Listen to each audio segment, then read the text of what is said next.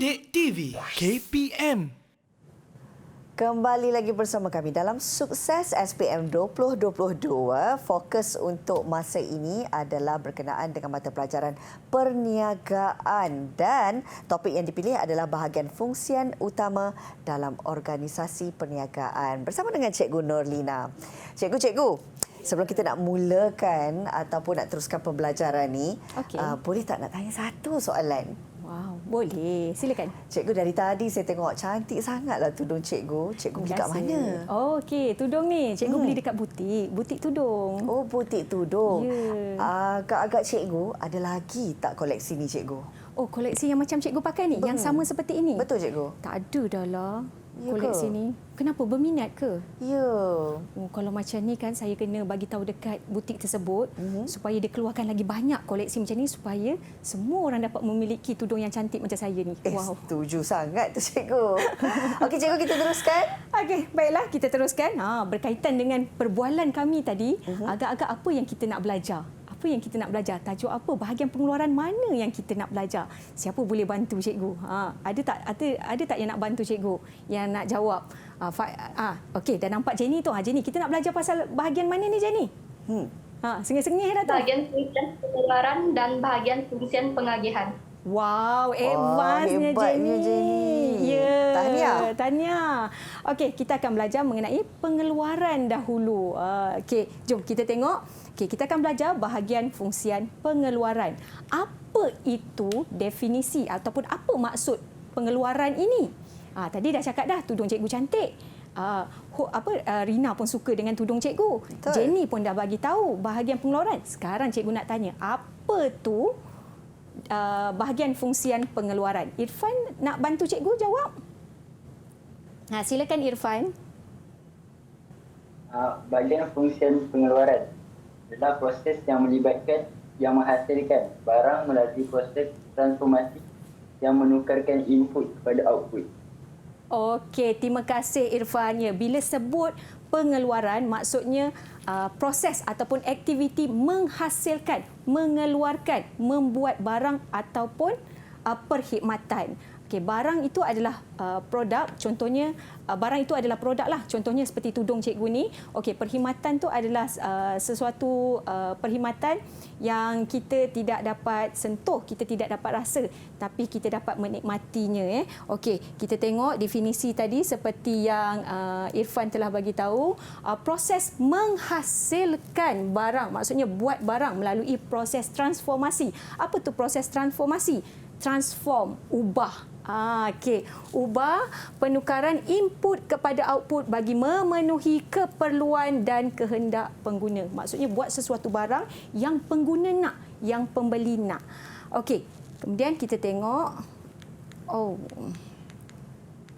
okey, tujuan kenapa perlunya fungsian pengeluaran ini. Okey, kalau kita tengok bahagian fungsian pengeluaran ini, yang baik dan cekap, dan sistematik dan berkesan sangat penting bagi memastikan setiap aktiviti pengeluaran yang dijalankan dapat mengurangkan kos dan yang paling penting dapat memaksimumkan keuntungan.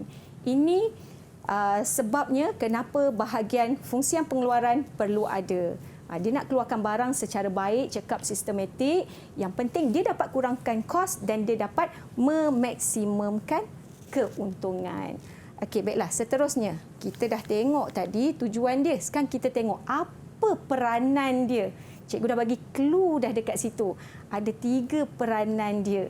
Okey, apa peranan fungsi pengeluaran? Siapa yang nak bantu cikgu? Pengeluaran ni, apa yang dia buat? Apa peranan dia? Apa tanggungjawab dia? Dengan bahasa mudah, tanggungjawab dia, peranan dia. Apa dia? Okey, cikgu nampak dekat situ Josie. Josie dah excited dah nak jawab ya Josie. Okey, silakan Josie. Peranan dia. Hasilkan barang dan perkhidmatan, memenuhi keperluan dan kehendak, menukarkan input kepada output. Wow, terima kasih Josie. Pandailah Josie. Ya, betul. Menghasilkan barang dan perkhidmatan.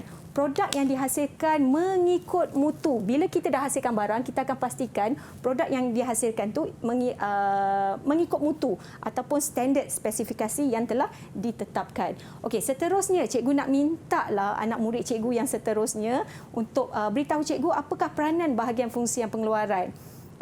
Faizul lah. Faizul dah nampak dah excited dah tu. Tolong cikgu Faizul, apa jawapan dia? Memenuhi keperluan dan kehendak. Memenuhi keperluan dan kehendak. Kita tengok sama tak? Samalah. Okey, memenuhi keperluan dan kehendak. Barang atau perkhidmatan yang dipasarkan memenuhi keperluan dan kehendak pengguna. Dan yang ketiga, siapa yang boleh bantu cikgu? Jenny. Jenny dari tadi tengok dah senyum-senyum tu. Silakan Jenny. Memenuhi keperluan dan kehendak pelanggan. Memenuhi keperluan dan kehendak pelanggan. Tadi Faizul dah cakap. Ada lagi tak? Menukarkan input kepada output. Menukarkan input kepada output. Ya, betul. Terima kasih Jenny. Okey, begini anak murid cikgu, peranan ataupun tanggungjawab fungsi pengeluaran ni, yang pertama, kamu ingat susunan dia macam ni je. Yang pertama, tanggungjawab dia adalah mestilah menghasilkan barang. Lepas dia hasilkan barang yang dihasilkan tu mestilah ikut keperluan dan kehendak pelanggan. Okey, selepas tu dia akan tukarkan daripada input kepada output. Maksudnya dia rancang, dia jalankan proses transformasi input yang terdiri daripada tanah usahawan, tanah, buruh, teknologi dan bahan mentah untuk menghasilkan output yang baik. Output tu apa? Output tu ialah barang. Okey, setakat ni anak murid cikgu yang berada di dalam talian, kamu faham? Kalau faham, tunjukkan ibu jari anda, tanda anda faham. Terima kasih. Cikgu yakin anak murid cikgu yang berada di rumah juga faham ya. Okey, kemudian kita tengok proses pengeluaran. Proses pengeluaran terbahagi kepada 3. Kalau kita tengok dekat sini yang input, proses transformasi dan juga output. Okey, 3 ini dia ada kawalan awal. Apa itu kawalan awal? Kawalan awal terdiri daripada tanah, buruh, teknologi, bahan mentah. Kemudian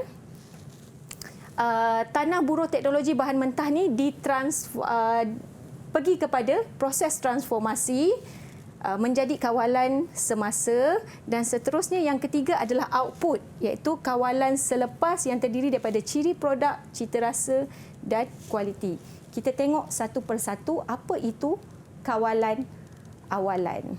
Okey, kawalan awalan ni maksudnya dilakukan adalah untuk memastikan semua bahan ataupun input berada dalam keadaan baik dan berkualiti sebelum proses transformasi itu dilakukan. Maksudnya bahan mentah, tenaga kerja yang berkualiti dan mencukupi supaya dapat menghasilkan barang dengan baik.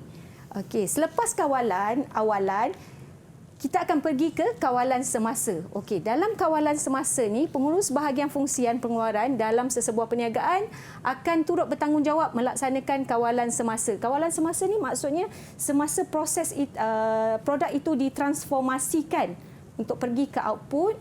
Okey, inilah kawalan semasa yang mana kawalan pengeluaran, kawalan utility mesin dan kawalan staf dilaksanakan. Kita ada 3 dekat sini, kawalan pengeluaran, kawalan utility mesin dan kawalan staf. Maksudnya kalau pengeluaran, kawalan pengeluaran berperanan untuk memastikan proses pengeluaran berjalan dengan lancar. Kemudian kalau kawalan utility mesin, mesin dalam keadaan yang baik. Maksudnya dia tidak rosak, tidak tersekat, mesin berjalan dengan lancar. Kawalan staf pula maksudnya, staf tu adalah pekerja. Semua pekerja bekerja secara efektif, efisien dan fokus kepada sasaran pengeluaran serta memastikan jumlah tenaga buruh mencukupi. Okey. Kemudian kawalan selepas maksudnya kawalan selepas daripada transformasi itu, pengeluaran merupakan pemeriksaan kualiti terakhir bagi memastikan produk yang dihasilkan berada pada standard yang betul. Kawalan ini juga berfungsi membuat pemeriksaan produk sama ada secara manual ataupun membuat pemeriksaan kualiti. Maksudnya selepas produk itu dihasilkan, dah keluar produk tersebut, contoh kita ambil contoh tudung saya tadi, okey, kawalan selepas ni nanti akan ada staf untuk cek sama ada lulus ataupun tidak untuk dipasarkan kepada pengguna. Baik, cikgu. Nampaknya untuk topik ini memang kita jelas berkenaan dengan fungsian pengeluaran dari segi tujuan, peranan dan juga proses pengeluaran itu sendiri.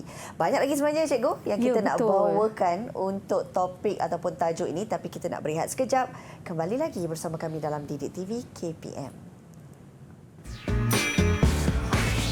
Didik TV KPM.